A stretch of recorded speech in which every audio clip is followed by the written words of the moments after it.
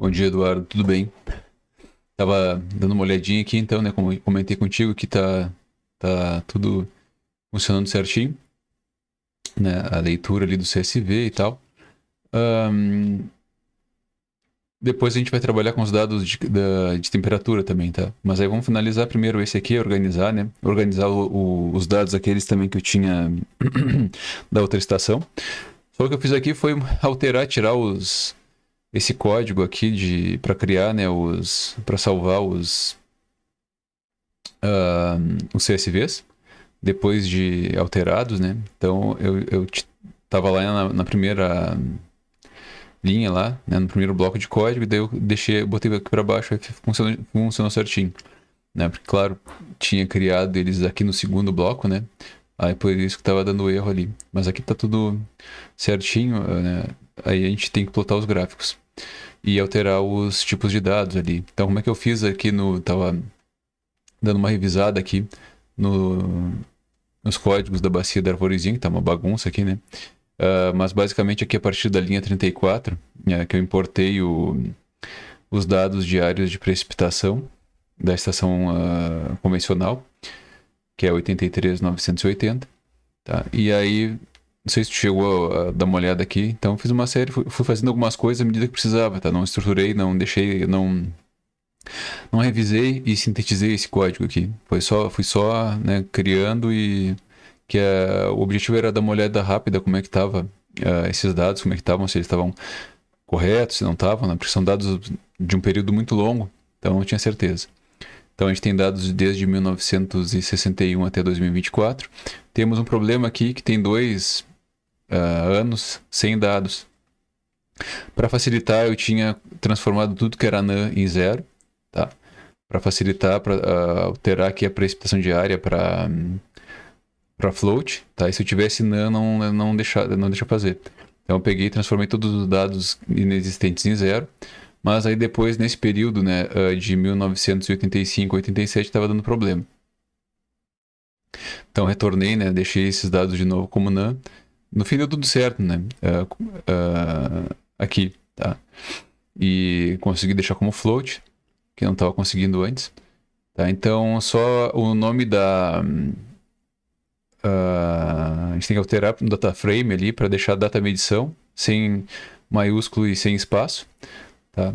O maiúsculo até poderia ter, mas aí em banco de dados a gente usa os nomes assim, né? Ou a gente deixa sem espaço, a gente vai deixar sem espaço de qualquer maneira, né? Mas ou a gente deixa com separado, né?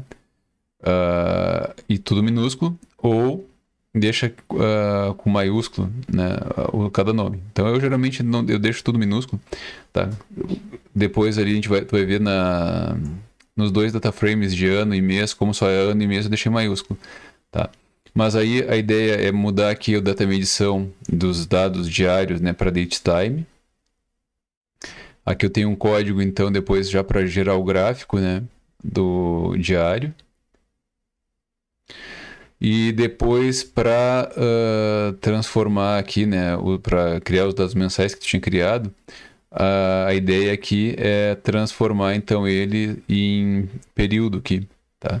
Então DF mensal, lá, data medição, a gente vai mudar o nome para mês, né? E, e deixar o período, que fica melhor para a gente trabalhar, tá? Então vai ficar dessa maneira aqui.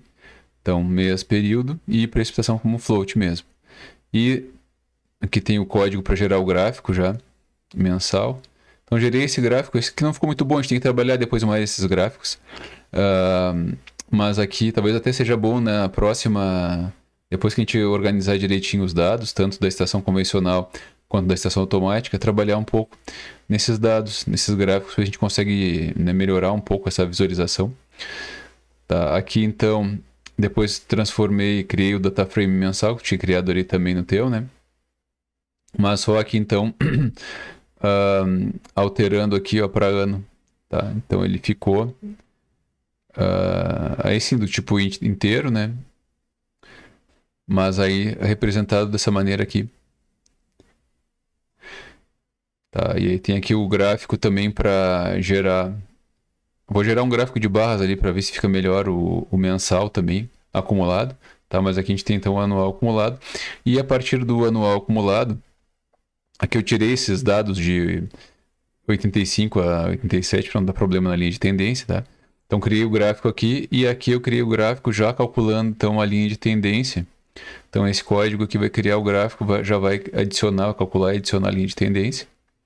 E aqui, nesse último aqui, vai calcular a taxa média de mudança atual na precipitação. Então a gente tem nesse caso aqui, né, dos dados da estação convencional, a gente tem uma tendência de aumento, né, da precipitação média anual de 2 milímetros por ano. Tá? Então, aí queria que tu fizesse a mesma coisa até aqui, né, até essa linha aqui do cálculo dessa taxa de mudança, tá? Com os dados da estação convencional, para gerar esses mesmos gráficos.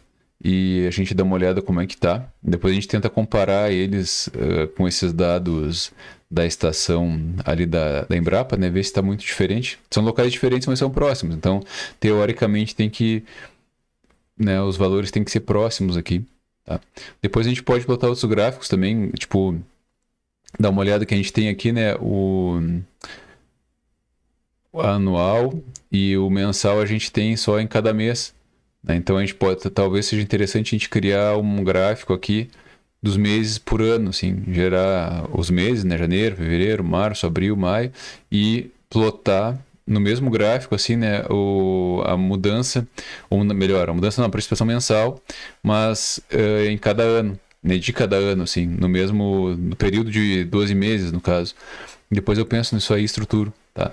Mas aí a ideia, então, é seguir o que tu fez aqui nesse data frame, tá? E só adicionar, então, mudar ali os tipos de dado e adicionar esses outros códigos já até para criar esses gráficos aqui e até chegar aqui nesse cálculo da tendência,